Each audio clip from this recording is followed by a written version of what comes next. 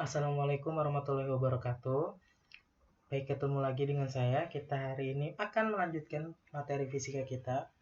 Sebelumnya kita sudah membahas tentang gerak horizontal. Masih dalam bidang gerak lurus, masih dalam konteks gerak lurus, yang akan kita bahas hari ini adalah temannya dari si gerak horizontal, yaitu gerak vertikal. Nah, sebelum masuk, kita perlu ketahui dulu. Namanya gerak vertikal, artinya dia adalah gerak suatu benda atau objek pada lintasan lurus dalam bidang vertikal, artinya tegak ya. Kalau horizontal kemarin kan mendatar tuh. Motor bergerak, mobil bergerak. Nah, sekarang kita akan membahas dalam bidang vertikal. Nah, dalam bidang vertikal, gerak lurus pada bidang vertikal itu terbagi menjadi 3 jenis. Yang pertama itu adalah gerak jatuh bebas yang akan kita bahas hari ini. Yang selanjutnya gerak vertikal ke bawah, dan yang terakhir gerak vertikal ke atas. Jadi khusus untuk pertemuan kali ini kita akan membahas tentang gerak jatuh bebas, salah satu gerak vertikal. Ya, itu judulnya, gerak jatuh bebas. Nah, biar dapat bayangan, anggap nih, ini ada si siapa namanya ya, Bambang. Si Bambang nih pegang bola, dia di atas gedung. Dia lagi main nih di atas gedung. Entah kenapa terlepas dari tangannya sehingga bolanya jatuh sampai ke bawah. Di sini bahasanya terlepas ya, bukan didorong. Nah, dari peristiwa itu tadi kita bisa menyimpulkan bahwa gerak jatuh bebas itu adalah gerak lurus berubah beraturan dalam arah vertikal dengan kecepatan awal 0 serta dipengaruhi oleh percepatan gravitasi bumi. Jadi untuk pengertiannya, secara simpelnya adalah gerak jatuh yang tanpa kecepatan awal serta dipengaruhi percepatan gravitasi bumi. Itu adalah gerak jatuh bebas. Kuncinya ada di situ tadi, di kecepatan awal 0. Ini perlu di garis bawah ya. Ini adalah salah satu ciri-ciri gerak jatuh bebas, kecepatan awal 0. Dia disebut gerak jatuh bebas kalau kecepatan awalnya 0. Karena nanti ada pembeda antara gerak jatuh bebas, gerak vertikal ke bawah, dan vertikal ke atas. Sudah dapat pengertiannya, kita masuk ke ciri-cirinya tadi. Ciri-ciri gerak jatuh bebas. Nah, ini salah satunya. V0 itu sama dengan 0. Artinya kecepatan awal benda atau objek pada gerak jatuh bebas itu besarnya 0 atau benda dalam keadaan diam. Jadi contohnya benda gerak jatuh bebas itu adalah kayak si Bambang tadi. Dia lagi pegang bola, tiba-tiba bolanya terlepas dari tangannya. Artinya kan dia tidak sengaja, dia tidak berniat untuk menjatuhkan, ataupun dia tidak menjatuhkan bolanya tanpa diberi kecepatan. Contohnya mungkin didorong. Nah, itu beda, dia tidak jadi gerak jatuh bebas. Syarat dari gerak jatuh bebas yang pertama itu adalah kecepatan awalnya 0. Jadi tanpa kecepatan awal. Ciri-ciri yang kedua, arahnya vertikal. Tentu sudah dibilang tadi kan, ini kita akan membahas gerak lurus pada bidang vertikal. Jadi syaratnya arahnya vertikal, artinya tegak. Lintasan gerak benda dalam bidang vertikal, garis lurus. Ciri-ciri yang ketiga, S di sini sama dengan H.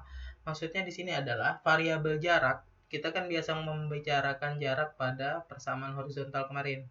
Pada persamaan gerak lurus di bidang horizontal, S itu kita sebut dengan jarak atau perpindahan. Nah, di sini di gerak vertikal, S ini dimaknai sebagai H atau ketinggian, berasal dari bahasa Inggris high, ketinggian. Nah, jadi perpindahan benda yang terjadi pada arah vertikal adalah diganti dengan variabel ketinggian, height.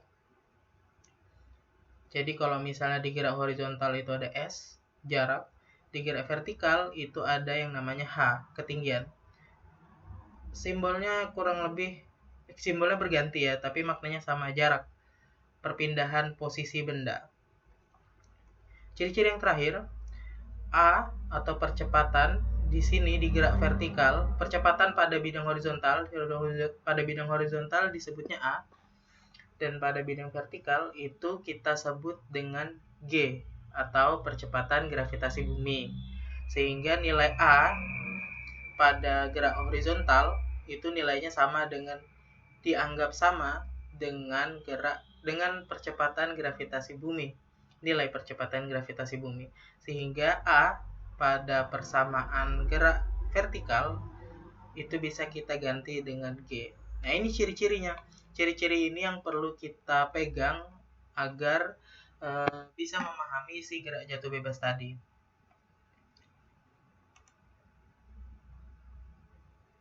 Nah, contoh gerak jatuh bebas. Buah yang terjatuh dari pohonnya ya. Kita bisa lihatlah contoh dari gerak jatuh bebas. Yang pertama itu buah yang jatuh dari pohonnya, buah yang matang jatuh dari pohon tanpa adanya dorongan, tanpa adanya kita ganggu, dia jatuh sendiri pokoknya buahnya. Nah, itu salah satu dari contoh gerak jatuh bebas. Contoh lainnya terjun payung nih. Seorang terjun payung jatuh dari helikopternya itu, terjun turun. Jatuhnya tapi tanpa kecepatan awal, artinya dia lepas jatuh aja. Nah, itu dia masuknya gerak jatuh bebas. Beda kalau misalnya dia berlari tapi jatuhnya juga di helikopter, larinya tidak begitu signifikan ya, artinya kalaupun jatuh ya dia masih bisa dianggap kecepatannya 0, sehingga masuk ke gerak jatuh bebas. Dan tentunya benda yang jatuh secara vertikal, contoh lain dari gerak jatuh bebas. Jadi benda yang dijatuhkan secara vertikal dari suatu gedung ataupun dari suatu tempat dengan ketinggian tertentu tanpa kecepatan awal itu udah masuk gerak jatuh bebas. Kuncinya yaitu di kecepatan awalnya. Jika dia kecepatan awalnya 0, nah dia masuk sudah di gerak jatuh bebas. Penerapan gerak jatuh bebas. Nah, apa sih fungsinya dari gerak jatuh bebas ini? Ini yang biasanya didengar-dengar, apel jatuh dihitung. Nah, ini bukan hanya sekedar dihitungnya ya. Jadi, untuk penerapan gerak jatuh bebas sendiri, penggunaannya ada salah satunya itu untuk mengukur ketinggian ataupun mengukur kedalaman suatu tempat. Bayangkan ya ada jurang atau ada let's say tempat yang masuk ke dalam, ke bawah tanah, dan kita tidak bisa masuk ke dalamnya karena mungkin ada zat berbahaya atau apa. Bagaimana kita bisa mengukur kedalaman dari tempat tersebut? Salah satunya kita bisa menggunakan si gerak jatuh bebas ini. Dengan cara apa?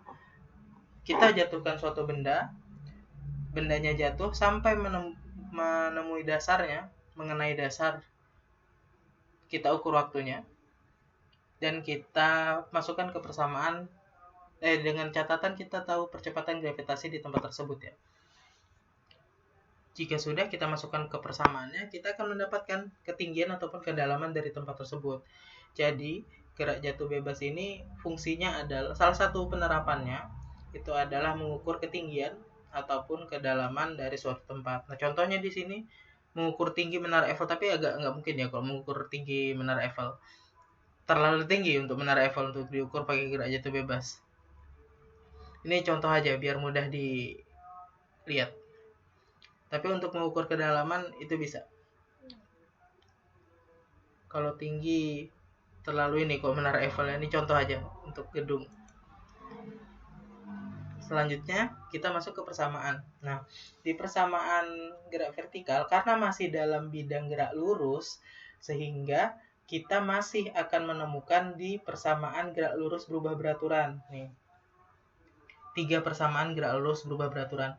Vt itu sama dengan V0 ditambah A kali T, S sama dengan V0 kali T ditambah setengah AT pangkat 2, dan Vt kuadrat sama dengan V0 kuadrat ditambah 2AS. Nah, ini adalah persamaan kunci yang ada di gerak lurus. Sehingga mau pakai gerak lurus berubah beraturan, sehingga kita mau pakai gerak jatuh bebas, gerak vertikal ke atas, gerak vertikal ke bawah, semua mengacu pada persamaan ini. Tapi dengan sedikit modifikasi. Dengan ciri-ciri tadi ya, Dimana kalau gerak jatuh bebas V0-nya 0. Terus A-nya di sini diganti dengan G. S di sini diganti dengan H. Nah, itu yang kita ganti. Sehingga untuk persamaan gerak jatuh bebas menjadi Vt itu sama dengan G dikali T. Artinya kecepatan akhirnya itu adalah percepatan gravitasi bumi dikali dengan waktu tempuhnya. Terus H, nah ini yang tadi berfungsi untuk mengukur ketinggian ataupun kedalaman. H ini ketinggian, itu adalah setengah dikali percepatan gravitasi bumi dikali dengan kuadrat waktu, kuadrat T. Dan persamaan terakhir, Vt kuadrat sama dengan 2 dikali percepatan gravitasi bumi dikali dengan ketinggian. Vt kuadrat sama dengan 2GH. Atau ada juga yang menulisnya Vt sama dengan akar 2GH ya. Sama. Cuma pindah akar sama kuadratnya aja ya. Nah, ini 3 persamaan pada gerak jatuh bebas. Nah, maunya di persamaan gerak jatuh bebas ini jangan dihafal rumusnya, ingat dari ciri-cirinya tadi sehingga mengkonversi dari persamaan gerak lurus berubah beraturan dengan syarat dan ketentuan tadi. Oke, that's a wrap. Terima kasih atas perhatiannya. Kalau misalnya ada pertanyaan silahkan diajukan di kolom komentar. Terima kasih. Semoga apa yang sudah saya berikan hari ini bisa bermanfaat. Saya akhiri. Wassalamualaikum warahmatullahi wabarakatuh. Bye.